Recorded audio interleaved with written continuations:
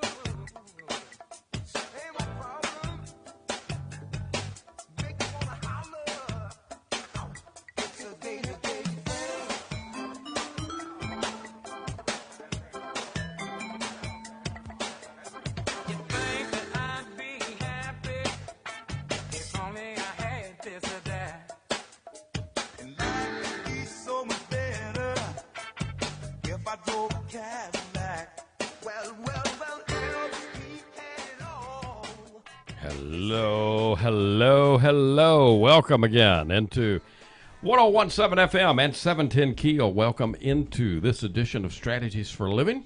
I'm marriage and family therapist David McMillan.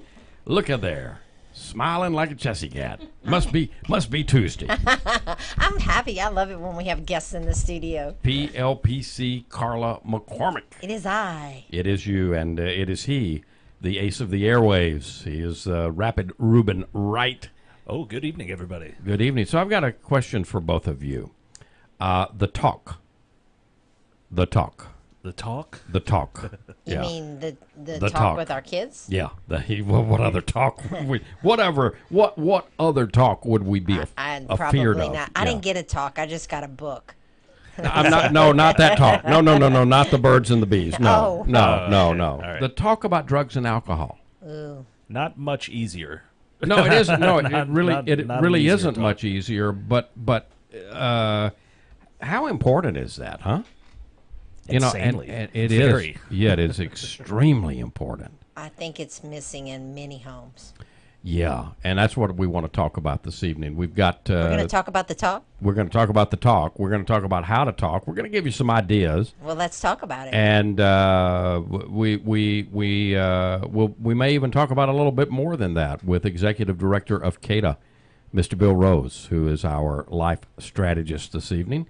And that's our topic, talking about the talk and how to talk to our kids about drugs and alcohol. How important is that? Is it still relevant today?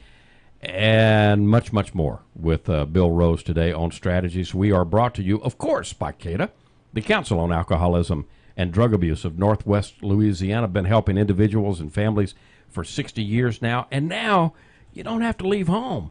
You don't have to leave home for treatment. Just call CADA. We're also brought to you by Jerry Anderson State Farm Insurance, by Learning RX, by Highland Place Rehab and Nursing Center, by Jacob's Well Inspirational Books and Gifts, and by Resilient House. We'll be back in just a moment to introduce our life strategist, Executive Director of CADA, Mr. Bill Rose. Be right back. Stay right where you are.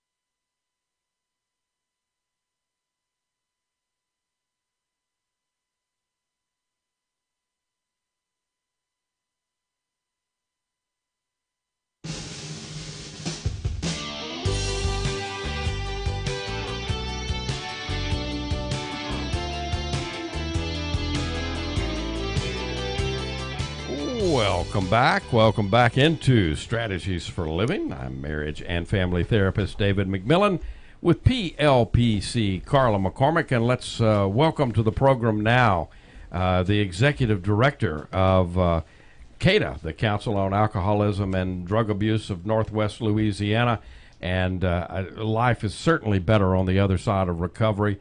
That's CADA's theme, and this man knows that well, Mr. Bill Rose. And you know, I said this last time that Bill was a guest on the program.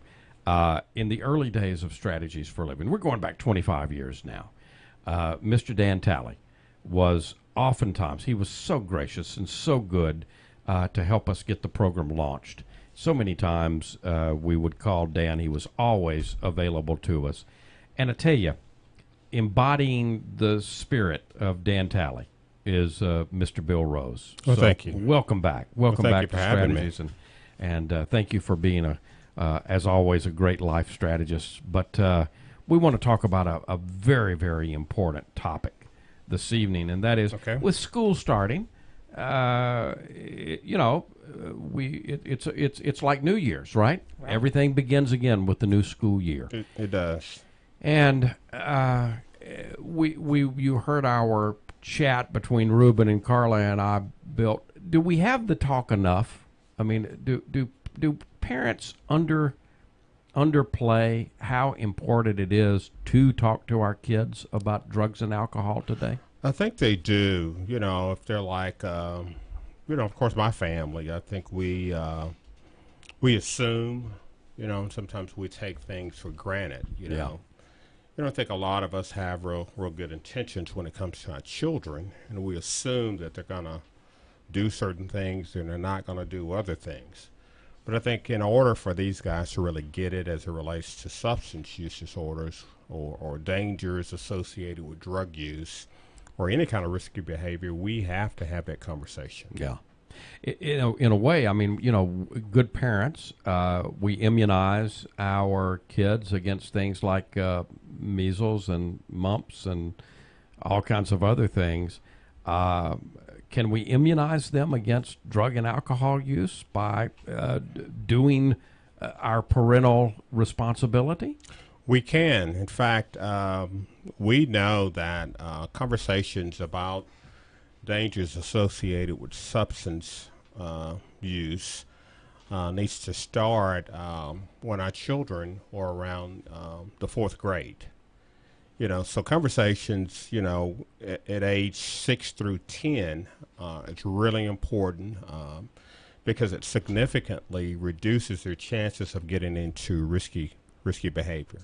Absolutely. And I guess one of the things that we want to emphasize this evening is don't downplay the importance of your role as parents. I mean, sometimes parents take themselves out of the equation even before they start, don't they? They do, and if your children's not listening to you, they're going to be listening to someone else, and unfortunately, they may be listening to another kid that may involve themselves in risky behaviors. That's a great point. If kids don't get the answers from home, they're going to seek the answers. It's not going to be a matter. You can't put we can't put our heads in the sand here because they're going to get the answers. So the question then becomes, what's the source? What kind of source do you want your kids to have? Do you want them to have the healthy source, which is reliable, which is you? Right. Or do you want them to go out and seek unreliable information? No, we want these guys to have information that comes from a healthy source that will definitely prevent them from getting into really dangerous behaviors. And a lot of that information can be obtained through information we seek on the internet. There are professionals. There's a lot of professionals in this town, like at CADA. Yes, that will be more than glad to provide information to parents to give them to give their children about the dangers associated with substances. In other words, if you want to call CADA, if you want to come by, you can get you can get someone to help you. Right. You can drive by. You can call. We have all sorts of material that we print for schools, for example. We love to get information to elementary schools, middle schools, and high school for teachers and parents to give out to children related to prevention of substance use disorders. Here's what we know.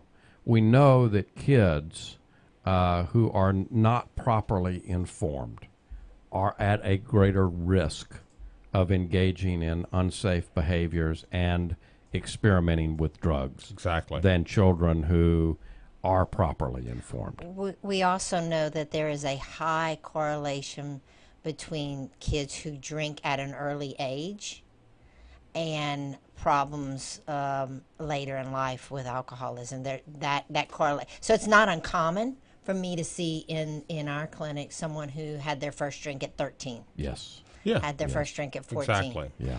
So if you've got middle schoolers, parents, that's the age to start watching. Do you agree, Bill? Yeah. Well, right. It's the age to be real. There are things that are very proactive. There are things that parents can do, but there's also information that parents can do along with their children to prevent these things. Like I said, it goes back to prior to middle school, because unfortunately, by the time they reach middle school age, if they haven't been given that information, then they're exposed to a group of children that may already be using alcohol and other substances on a regular basis. Whether we as parents want to accept this or not, we are role models to our children. We are.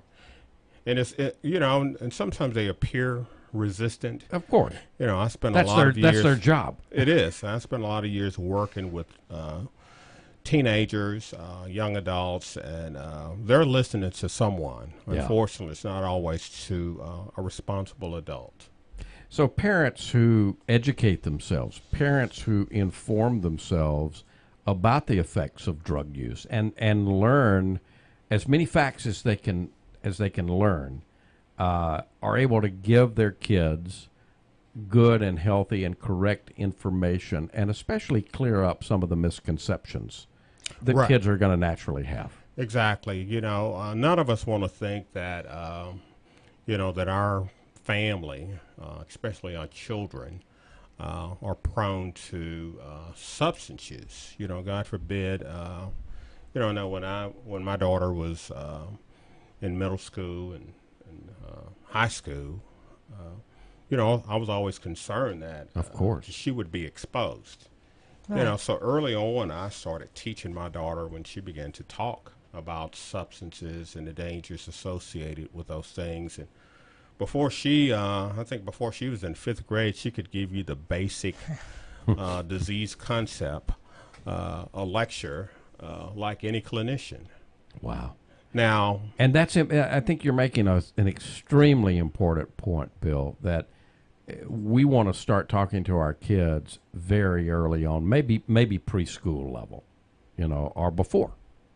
right, and definitely, we can talk to them before, but definitely no later than the age 6. Yeah. We want to start having these conversations, and it's just really basic information. There are things that we can do as parents to ensure that we're not setting up an environment for children to be exposed to substance use disorders, such as family norms that we may set up, or exposure to substances. A lot of children get involved in drug use, because they have access to a medicine cabinet. Right.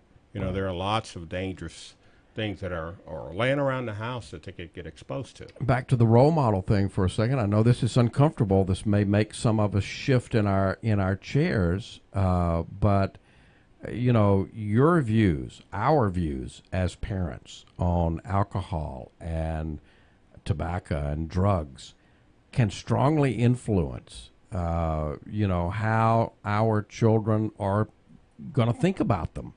And so, think about this as part of your general health and safety conversation. Well, they're not listening to you. They're watching you. Yeah, So you yeah. can't say, it's okay for me to do this, but not for you. That's a good Right. point, Carl. You're going to, if this makes you uncomfortable, then you might need to take a look at Maybe time your own for habits. you to look. Yeah. Yeah. And I don't mean that in an accusatory fashion, but you have to decide what direction you want to take your family in, and what direction you want your kids to go in, because they're going to go where you go. Right. It's called family norms. Yes. It's what we set up in our homes. It's not, it's really impossible to tell my son not to drink, and I send him to the refrigerator to go get me a beer. Yeah. Yeah. Or not to smoke, and I smoke. Yeah. What do you tell those parents who say, well, they're going to drink anyway, I just assume they drink at home than out on the streets? Well, I tell those parents that, unfortunately, their adolescent children that begin to use substances early on significantly increases their chances of becoming dependent. And those are the guys that we see in treatment. Yeah. It also significantly increases their chances of having sex at an early age, Right. contracting, a sexually transmitted disease. There's a lot of things. I mean, that there's come. a lot of things that go with that. There's not just the drinking. No, it's not just the drinking. It's all sorts of risky behavior. Right. Our children, particularly, when we talk about the early ages, 6 to 10, the elementary school years, they're like sponges. They're ready to learn. So when we come back from this break, let's talk about some things specifically. For that younger? Yeah, for 6 to 10 years old. Okay. Maybe the preschool to 10, the elementary years. And then we'll also talk about the some middle school tips. Okay. And some high schooler tips, and maybe even beyond. Mr. Bill Rose, our life strategist this evening. How do you talk? How do you do the talk with your kids about drugs and alcohol? we're talking about it tonight here on Strategies. Ooh, child, things are gonna get easier. Ooh, child, things will get brighter.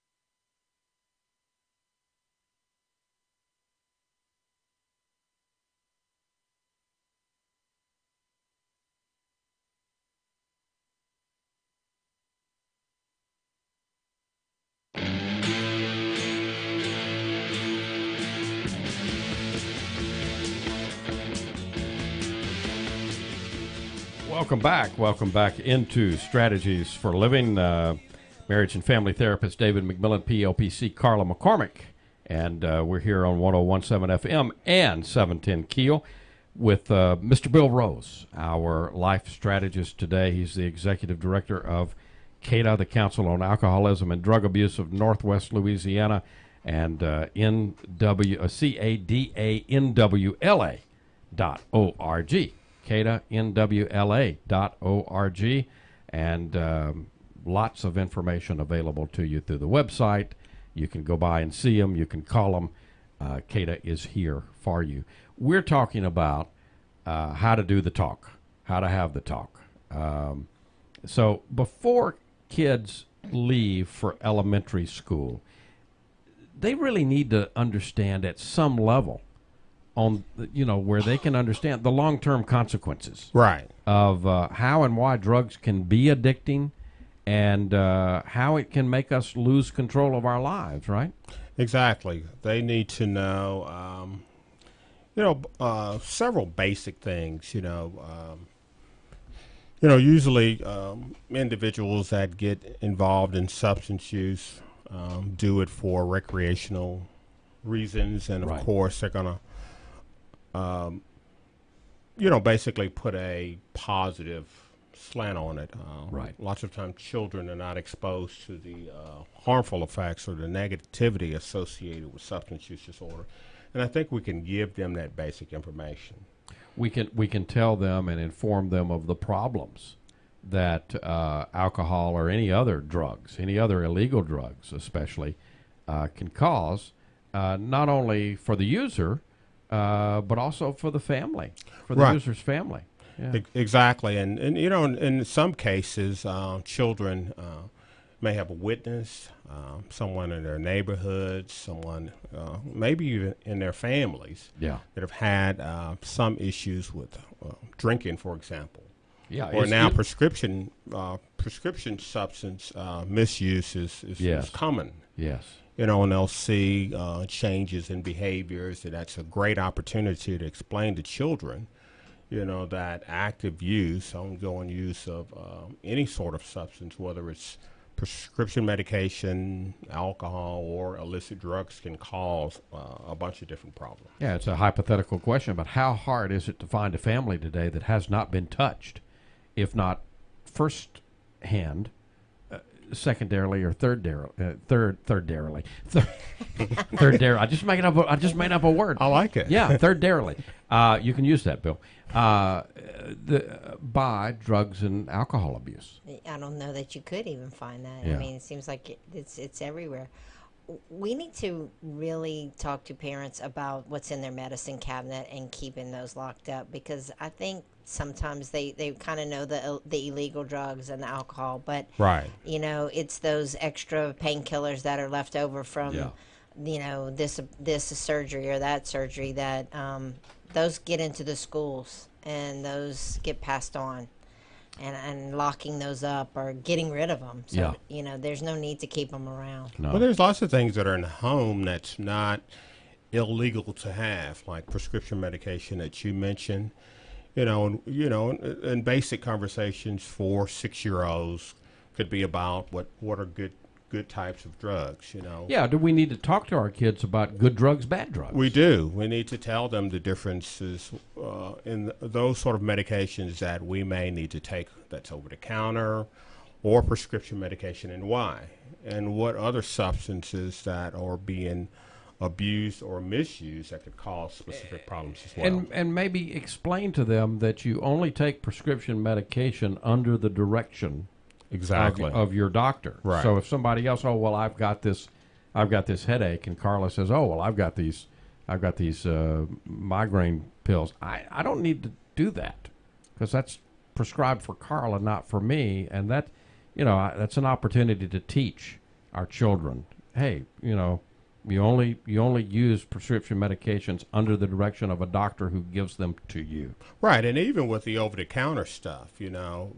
it has a specific recommended dosage. You know, so start teaching our children, instead of taking 4 Tylenol, right? You know, you take what it is that's recommended on the prescription, or if the doctor prescribes you a medication, you take it under the supervision of your physician, rather than taking more than what's prescribed for you.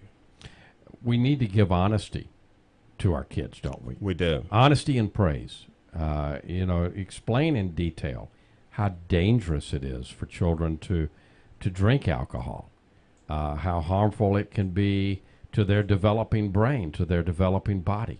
Right, and children don't understand that. That their brains and their bodies are developing, and use of alcohol and other substances can negatively impact their growth. I mean, let's face it, children aspire to be like their heroes. Right, they want to run fast. They want to, it's amazing. And I'm kind of a Marvel comic type of guy, and I like superheroes and kids think of fantasy.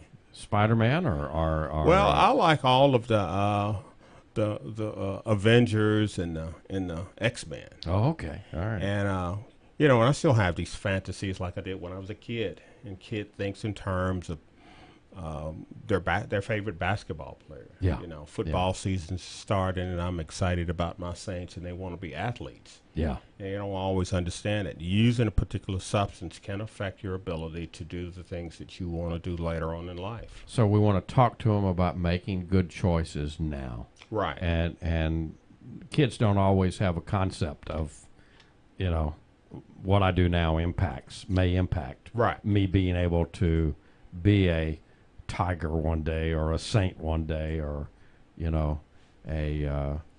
You can't be Drew Brees when you're strung out on methamphetamine. yeah. Well, I think what you said about honesty. I think not hiding crazy Uncle Joe, who's the falling down at the family reunion and talking to kids honestly. Yeah, he drank too much wine, and that's what happens. And he's lost his job. I mean, I think kids can understand that kind of stuff if you can tell them in their language instead of hiding it and pretending like it's something that it's not. I think if you are honest with yourself and you're honest with kids on their level, I think that's part of building their trust and their confidence that my parents are going to tell me the truth, and they're protecting me and they're looking out for me. And I think you put them at risk when you don't tell them.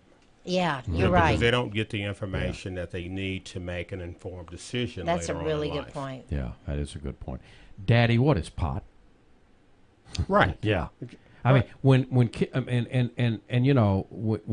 you hear a question like that, you're driving, and you may not say it, but what you think on the inside is Right. yeah. So that's why I think programs like this are important, to think ahead, because when a kid asks something like that, particularly the younger children that we're now talking about, the preschool up to elementary school, preschool to 10 years old, it's because they've heard something or they've seen something that natural curiosity is seeking information.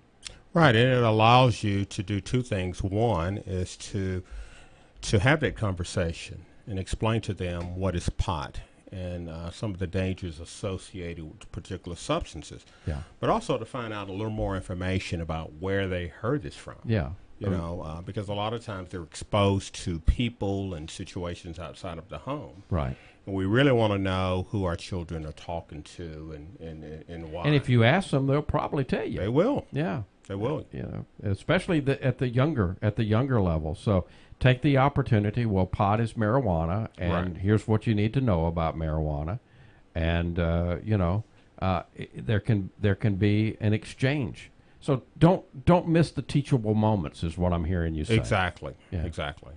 And they come quite often, a lot more often than we think. Yeah. So be ready for them. Have yourself ready, ready for 'em. Ready or not, here they come. Ready or not, here they come. And so, do your homework ahead of time and be ready for those questions, because you don't want to miss those teaching opportunities. Right. And like I said, information's available. There's lots of places they can call me, and I'd be more than glad to give them information to talk to their children. How important are the rules? How important are the boundaries to set within the households by parents? Well, they're very important. Children, we do. In fact, I spent a lot of my early years in behavioral health working with children and adolescents, and we always talked about working with that population as being firm, fair, and consistent. Children understand that. Yeah. They understand, things that are, the rules that we put in place, and we're real consistent with that. We have those ongoing teachable moments, in our children's lives. And, so, I think we have to treat it, with family norms, lots of education, and asking those questions, although they make us feel a little uncomfortable. Now, another thing I think that is important for us to do with our kids is problem solving and help them learn to problem solve. Right. One of the things that drugs and alcohol can be for some of us is, well, it's a quick fix. It's a way for me to get away, right? And that goes counter to, okay, well, if you're encountering you're encountering problems at school, or there's a bully, or you're having a hard time, with a particular relationship with a teacher. Let's problem solve. Right, and they ask all sorts of questions. I think we need to listen. I think we need to respond to those questions. Because kids don't know what to do. I think we make assumptions that they may go to church and learn lessons in church. They come home with homework and they may learn specific things, but they don't always know how to do life. Right. And we need to teach these guys what to do when you're approached by one of your peers to do something like breaking a rule at school. Yeah. What do you do? What do you do? And what do you do when you're in a situation where you feel uncomfortable? Right. I think sometimes we have to give our kids the permission. Hey, you can leave. It's okay for you to walk away from that. Right. We have to model the behavior for one, and we have to give these guys information to make informed decisions. We can't ever assume that they know. Because, like I said, they're listening to someone, and I prefer my daughter or other children to listen to a responsible adult. And you want to get to know your children's friends. And their parents. And their parents. Yeah. Right. And I can't stress that enough with this elementary age. Well, and you have to be aware of when your kid goes to a slumber party, when your kid goes over to someone else's house, you have to know what kind of home they're going into and what conditions they're going into. Yeah. It could be, the rules and everything in our home, but if I send them down the street to someone else's home, I've got to be pretty secure in my knowledge of what's happening in that home, and is it comparable to what's happening in my home. Right, and you also have to give them a way to escape a situation that makes them feel uncomfortable. Yeah. We need to teach them that specific skill, like refusing to participate in a harmful behavior. What do you do when I encounter this situation? We had, my girls and we had some escape plans, and that included me. And I often was the bad guy, but I was okay with that. It got him out. I was the escape. Absolutely. We're talking about how do you talk to your kids about drugs and alcohol today with Bill Rose from KEEL. And we'll be back. Close your eyes and I'll kiss you, 'cause with the birds I'll share.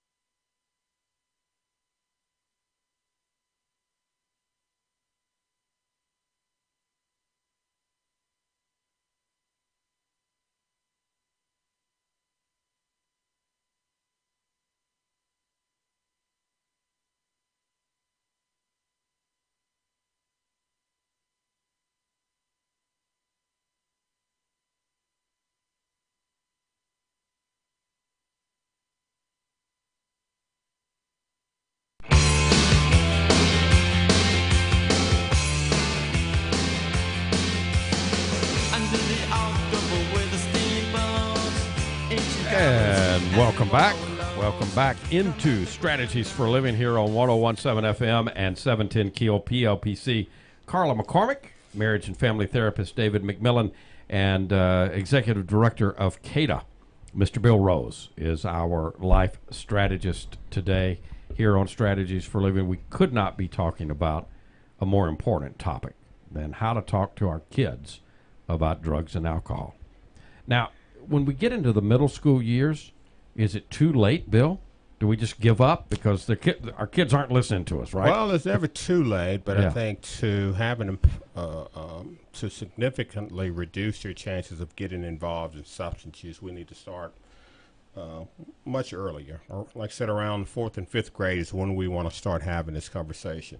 But I think those messages follow them throughout life. You know, I didn't just tell my daughter one time, don't do this, and expect that she's going to really get the message. It's a message that's been repeated to her her entire life. Yeah. So I think, by the time they get into middle school, they're exposed. Definitely. They're around other children that are involved in risky behaviors. So this is a good time for parents to really open eyes and ears and ask questions. Ask questions. You know, I know it's uncomfortable for you. It's definitely uncomfortable for them, but you look, listen, and do that in as non-judgmental and open-ended way right as you possibly can. You know, leave the questions wide open and then hush and listen. But we have to be aware as parents. You Yeah. gotta be tuned in. You gotta be. Yeah. You gotta be watching. You gotta be. You know, when you start to notice their behavior is changing, you gotta be jumping in quick. I don't know, Bill. Do you believe that so much of like the early sex, the substance abuse, that has to do with self-esteem issues? A lot of it does have to do with self-esteem issues, but of course, our children, different than my age group, we didn't have access to social media. And these guys are exposed so early to so much information that they're Definitely. exposed to. Definitely. We're a little bit sheltered. Yeah. You know, I mean, we learned, Yeah. but We got the there. rate we learned it was a lot slower process. And these guys have instant access right off the bat. So we have to monitor what they're watching on TV, what they're looking at on the internet, on their smartphones. We need to know who their parents are, where they are, what's in their possession. You'd be surprised that parents don't know what's in the bedroom right down the hall in their children's rooms. Yeah. You know, you go in and you look. You know, and anything that you have questions about that's related to any risky behavior, you have that conversation with your kid. Yeah. You know, whether it's sex, it's getting involved in criminal behavior, getting involved in substance use disorders, anything that creates a risk. Be nosy, get in there, all's fair. I heard someone say the other day, and this is not my original thought, I wish it was, and I can't remember where I heard this, but they were talking about kids and rules and order and limits, and they said if kids didn't like that and that didn't make them feel secure and loved, they wouldn't join gangs. Right. Because gangs are about rules and order and It's seeking some form of order and structure. and so when you said that earlier about setting limits and setting boundaries, sometimes as parents we think, maybe we're being mean, and and our teenagers tell us that's not what we want, but that is what they want. Every kid's listening to someone, and that someone needs to be a responsible adult. I had guys in my some of my groups, and they say a parent wasn't around, so my dad wasn't around, so the street was my daddy. Right, Yeah. right. Yeah. So we need to set the rules. We need to put in place, and be willing to do whatever the things we need to do to make sure that these guys stay within the boundaries. We need to set those boundaries with our children. These are the do's and the don'ts. And this is what happens if you don't This is follow what the happens rules when you don't follow the rules, and follow through. And but also, we reward behavior.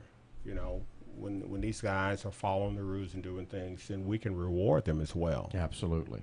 It's so by the time a kid reaches middle school, by the time a kid reaches high school, they're going to have other kids. They're going to know right where to go to get drugs and alcohol. Aren't they? Right. Yeah.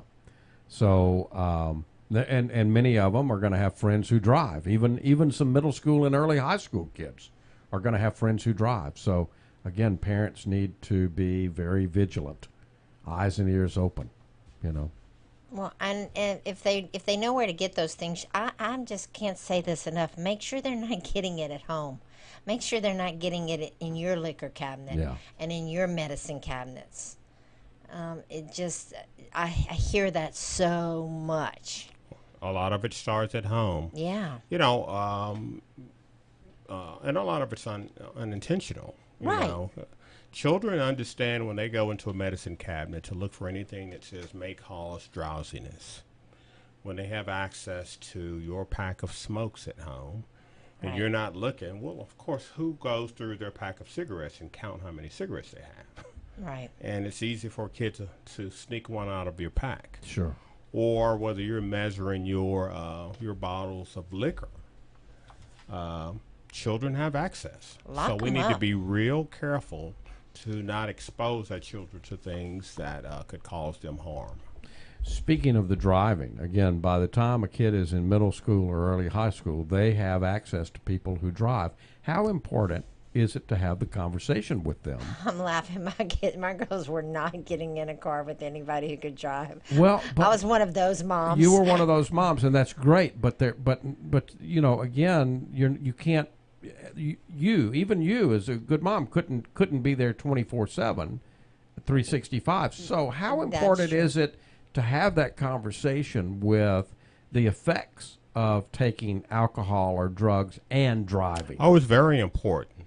You know, and I told my daughter, I mean, she wasn't allowed to get in a car with other teenagers. And of course, when she left the house, you know, I didn't know what she was doing. Yeah. So she had to have the instructions from me, but she also needed to know, what do you do when you go out with a group of your friends and they're using drugs and alcohol?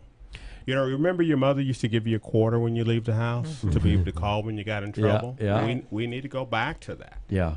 You know, what do you do when you're in trouble? What do you do? Yeah. Maybe a little more than a quarter these days. Right. Yeah. How important are written and verbal contracts with our kids important still? Sure. I mean, is that something that you know is too cheesy to do these days? No, I think anything that we can do to ensure that our children are safe. You know, for me, everything's on the table. You know, because of the exposure and things that can happen pretty quickly. Contracts. You know, and like you can build in your contract whatever it is that you want. You know, some of the things that they want to be rewarded for. Yeah, I promise to come behavior. pick you. I promise to come pick you up, even if you call me at 3 a.m., 2 a.m. Doesn't matter. And they're easy to do. Children want electronic cell phones, and you can create a contract. You know, if this is what you want, then these are the things that I'm going to expect from you. If you make a responsible decision and you pick up the phone and call me and say, "Come get me, Dad," or "Come get me, Mom," I'll come, no questions asked. I'm coming to get you. Right. Yeah. You just, you know, you tell me where you are, or let me look it up on my. If you got a cell phone, tune into your GPS. You know. Right. Yeah. So again, you know, this is all about, you know, empowering ourselves to do the talk, isn't it? It is. It's about it's our duty as a parent, but also to give ourselves permission to have that conversation. You know, children are pretty resilient, and I know they get pretty upset and they get spooked and freaked out about the things that we need to talk to them about life, having that talk. But have that conversation. You'd be surprised that once you open the door, how easy it becomes. Absolutely. CADANWLA.org, CADA, Northwest Louisiana.org. Yes. We'll be back with our remaining moments with Mr. Bill Rose this evening. I've never caught a glimpse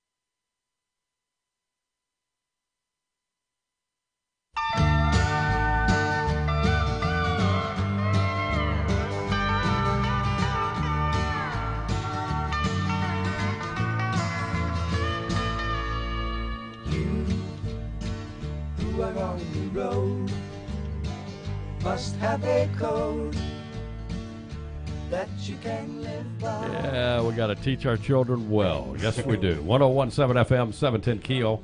Welcome back into Strategies for Living. PLPC Carla McCormick, marriage and family therapist David McMillan, our life strategist today, Mr. Bill Rose, the executive director of CADA, NWLA.org, CADANWLA.org. Lots of answers there available, or you can drop by the office anytime and get help from a fantastic team at CADA. There's no parent, there's no child, there's no family that's immune, is there? No, there isn't. I think we all are. We're all exposed. Yeah. You know, I think we have to. We always have to play prevention. Yeah. And there may be certain groups that are more. Yeah, there are groups that are at greater risk. Yeah. But again, it's important for us to, and I've heard you say this over and over this evening, Bill. We don't want to shirk our parental responsibility. It is our duty, our responsibility. We don't, and and it's okay as parents to, to educate ourselves, to say that we don't have the answers. I think as parents we need to look for them. You know, my mother didn't know it all, but the things that she did know, she asked someone. Yeah. You know, she got herself educated, and that's where an organization like CADA comes in. You know, we'd be more than glad to help a parent to help their child. You know, by providing information. We go out to schools. We do all sorts of things to make sure that our children are safe. Absolutely. So good resource for this community. Real quick, Bill, what if I'm a parent and I suspect my child may have a problem? What do I do? Easy. You can go into your local drugstore, get a drug testing kit. If you don't want to do that, then you can bring them by a CADA office. You know, we'd be more than glad to do a drug screen on them, because the drug screens don't lie. Right. Yeah. So like I said, anything that we do, I tell people if you're thinking it may happen, it just may be going on. So you might want to investigate a little bit more, start looking and doing a little research, because we typically don't, when we don't suspect anything going on, we don't suspect anything going on. There you go. Bill, thank you so much for coming and being a part of Strategies for Living. Great program tonight. You're a great life strategist. I know you'll be back, so thank you. Your ears are going to be burning later in the week because we're going to talk about you. More on that later. Okay. Folks, thank you for tuning in to Strategies for Living. Yeah, I know. Well, you'll find out later why. Thank you for tuning in to Strategies for Living. We're brought to you by CADA. We're also brought to you by Jerry Anderson State Farm, Learning RX, Highland Place Rehab and Nursing Center, Jacobs Well Inspirational Books and Gifts, and Resilient House. If today were the last day of your life, you only had one more phone call to make, who would you call? And what would you say? And why are you waiting? Make the call. For Carla McCormick, for Reuben Wright, for Bill Rose, I'm David McMillan. See you next time here on Strategies for Living.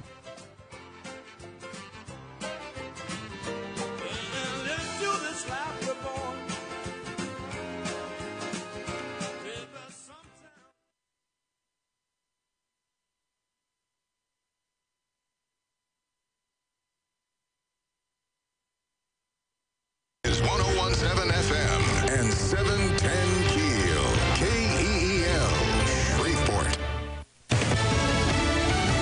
A scathing report.